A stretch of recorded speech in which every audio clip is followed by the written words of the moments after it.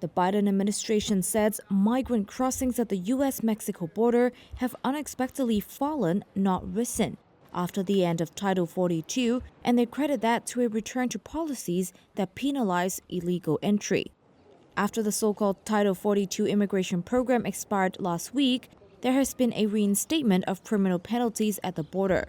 Title 42 allowed officials to expel migrants quickly without an asylum process, but did not impose punishment. U.S. Homeland Security Secretary Alejandro Mayorkas. In fact, over the past 2 days, the United States Border Patrol has seen an approximately 50% drop in the number of people encountered at our southern border as compared to the numbers earlier this week before Title 42 came to an end midnight on Thursday. The group of 50 migrants was among the first to be turned away after the order expired. A Guatemalan woman told Reuters she was told to turn herself in to immigration at a checkpoint on a bridge connecting the U.S. and Mexico.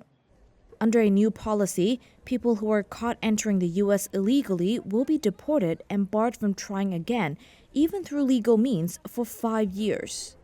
The White House now faces a lawsuit mounted by the American Civil Liberties Union, who claim the latest restrictions violate U.S. laws and international agreements. Mayorkas denied those accusations, saying the government has led, quote, the latest expansion of lawful pathways ever for people seeking asylum. An individual must access those lawful pathways that we have made available to them. If they have not, then they must have sought relief in one of the countries through which they have traveled and been denied. And if they haven't done either, it's not a ban on asylum, but they have a higher threshold of proof that they have to meet. That is a presumption of ineligibility that can be overcome. Meanwhile, holding facilities, hospitals, and towns at the border have been left to struggle after thousands of migrants crossed into U.S. territory last week before the end of Title 42. There has also been little bipartisan movement toward a solution in Congress.